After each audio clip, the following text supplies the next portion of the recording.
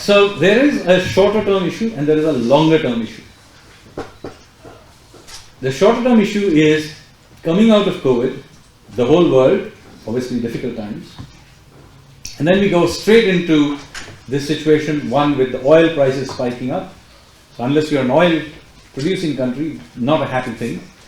And then of course massive tightening by Western central banks, but specifically the Fed, which pains everybody. So we have a particularly difficult problem that we have, because although unlike many other countries, we did not go out there and splurge during the COVID period, despite a lot of criticism at that time, but now appreciated. We did not sort of go and blow out our fiscal. We didn't blow out our money supply and so on, and maintain reasonable control of it.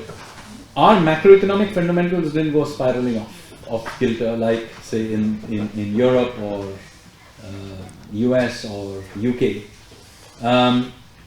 But we are still very dependent on oil.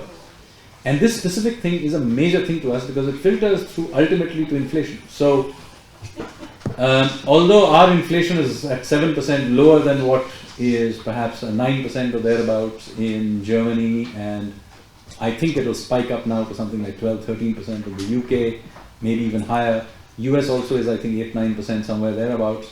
So, given that historically we had higher inflation than the West, we are okay at 7. But do remember, it's still outside of our 2 to 6% band that we like to target. So we are not happy with this.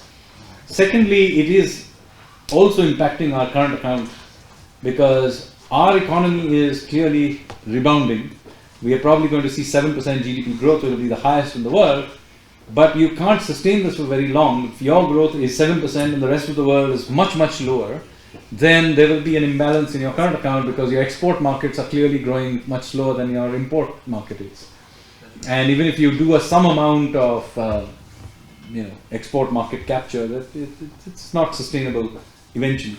So in that sense, we are not entirely happy with this, but there's very little we can do about this in the short run, except to maintain stability. Our central bank is tightening. Even though there is no domestic reason to tighten it, we are tightening because of external factors, and we will keep things tight. So if growth goes down a little bit, and it has, I mean, the beginning of the year estimation was that growth would be 8%, now it's come down to 7%. World Bank just came out with a number, it'll be 6.5%. Anyway, all of this is still in an order of magnitude faster than the next fastest growing country, which is I think China, 3.5%. But still, we would like to grow faster. And this is somewhat annoying. And while we can at the margin buy a little bit of Russian oil or something, it doesn't really solve the problem. What we really want is oil prices to come down, and it'd be rather nice if this problem in Eastern Europe sorted itself out and OPEC got around to pumping more energy. So that is our immediate term problem.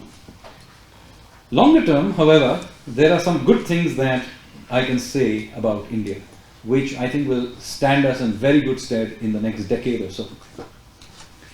See, unlike many other countries, we are true supply-siders. And I, for one, am on record many times saying that, I'm not a Keynesian. If I had to take a Western economist of which I would consider myself a follower, I would be a follower of the Austrian school, including economists like Schumpeter and Hayek and so on. And the point about supply side is that you have to be willing to allow for creative destruction, maintain macroeconomic stability, and not tinker with macroeconomic stability as a way of generating growth. So even before the COVID crisis, we had been doing a lot of supply side reforms. We introduced in India something called GST, very complicated thing to do for a country our size. But in 2017, we finally introduced the GST, and India became finally a common market.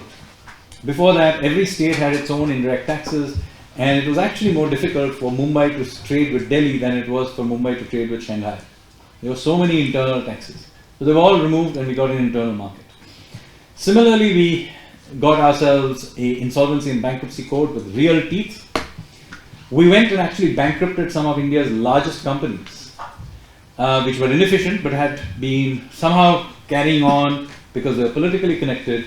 and consequently the banks were always somehow encouraged to roll over their debts.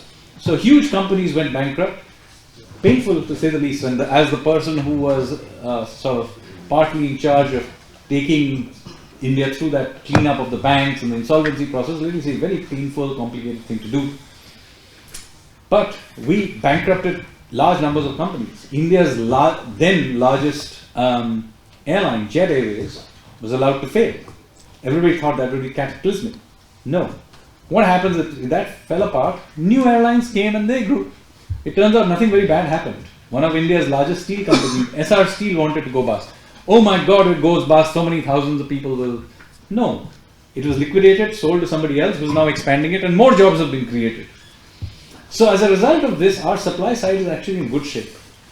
And the cleanup of the banks during the years 17, 18, 19 meant that we went into this crisis with a banking system that was not leveraged. So even though we went through this whole 2 years of chaos worldwide, Indian banking system today is better than it was 5 years ago. Because we were under leveraged, so we went through this, nobody had been given new loans, and if anything, the old loans were being cleaned up and provisioned for, etc. So our banking system got cleaned up. And very importantly, as I mentioned earlier, during the COVID period, we did not open up the fiscal taps and the monetary taps. Instead, we maintained a lot of control. We targeted who we wanted to support. At that time, many great experts around the world, including various Nobel laureates like Stiglitz and so on, lectured us about what we need to do. And I wish they had focused on their own country of residence, because now they are the ones with the problem.